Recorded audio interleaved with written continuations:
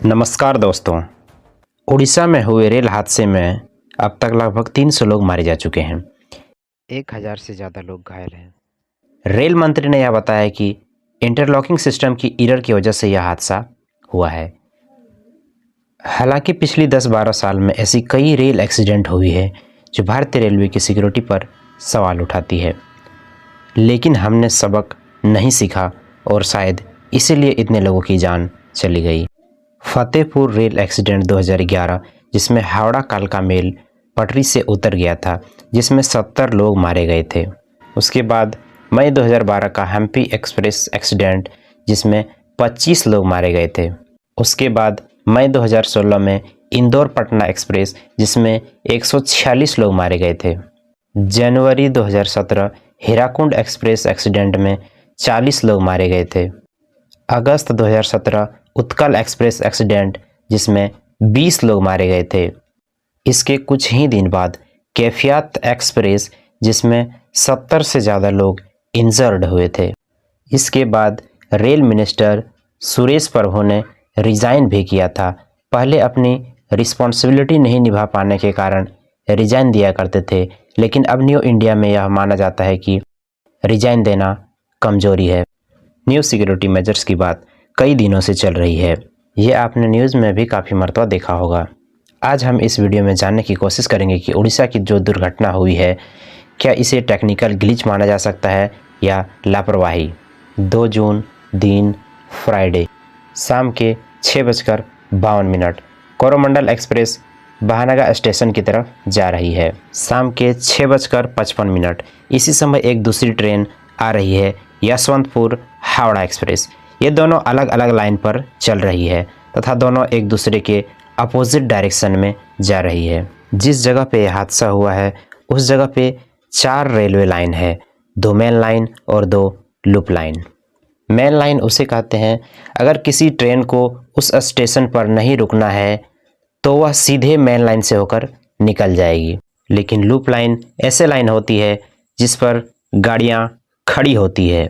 जिस गाड़ी को आगे नहीं जाना होता है वो लूप लाइन पे आके खड़ी हो जाती है और मेन लाइन को साफ कर देती है, जिससे दूसरी गाड़ी आसानी से निकल सके। कोरोमंडल एक्सप्रेस बहानागा बाजार स्टेशन की तरफ बढ़ रही है। स्पीड 128 किलोमीटर प्रति घंटा की रफ्तार से चल रही है। सिग्नल ग्रीन है, लेकिन अचानक सिग्नल बंद हो जाता है और सिग्नल रेड हो जाता है। जिस मेन लाइन पर कोरोमंडल एक्सप्रेस जा रही है उसी मेन लाइन के बगल में लूप लाइन पर मालगाड़ी खड़ी हुई है। मेन लाइन तथा लूप लाइन जहां जुड़ती है वहां इंटरलॉकिंग सिस्टम होता है। यही इंटरलॉकिंग सिस्टम डिसाइड करती है कि ट्रेन मेन लाइन पे जाएगी या लूप लाइन पे जाएगी। कोरोमंडल एक्सप्रेस को मेन लाइन पर जाना था, लेकिन इंटरलॉकिंग सिस्टम में एरर की वजह से यह मेन लाइन को छोड़कर लूप लाइन में जाकर घुस जाता है और मालगाड़ी से जाकर टकरा जाता है और एक बहुत बड़ा ट्रेन एक्सीडेंट हो जाता है। कोरोमंडल एक्सप्रेस के डिब्बे छितर-बितर हो गए और दूसरी लाइन की तरफ भी चली गई, जिससे दूसरी ट्रेन की लास्ट की 2-3 डब्बे इसकी चपेट में आ गई। दूसरी ट्रेन यशवंतपुर हावड़ा एक्सप्रेस की भी 2 डिब्बे क्षतिग्रस्त हो गए और यह हादसा और ज़्यादा बड़ा हो गया। कवच जैसी टेक्निक होने के बावजूद भी इसे सभी ट्रेनों में नहीं लगाया गया, जिससे ट्रेन हादसा होने से बचाया जा सकता था। यह कवच सिस्टम सिर्फ 2% अभी तक इंडियन रेल में लगाया गया है।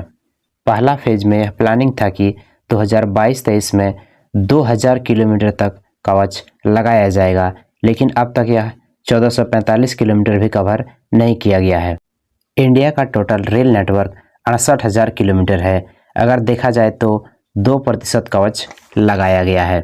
अगर इसी स्पीड से कवच लगाया जाए तो हम सब इस दुनिया से निकल जाएंगे, तब भी कवच पूरा नहीं लगाया जाएगा। 2017-18 के रेल बजट में सेफ्टी फंड के लिए यानी कि राष्ट्रीय रेल सुरक्षा कोष में 1 लाख करोड़ का बजट रखा गया था। इस तरह हम साफ देख सकते हैं कि सरकार अगर ठीक से ध्यान रेलवेज पर दे तो इसे ठीक किया जा सकता है, लेकिन ये अपनी राजनीतिक रोटियां सेकने पर लगी हुई है। हर बार की तरह इस बार भी इस मुद्दे को सांप्रदायिक रूप देने का प्रयास किया गया।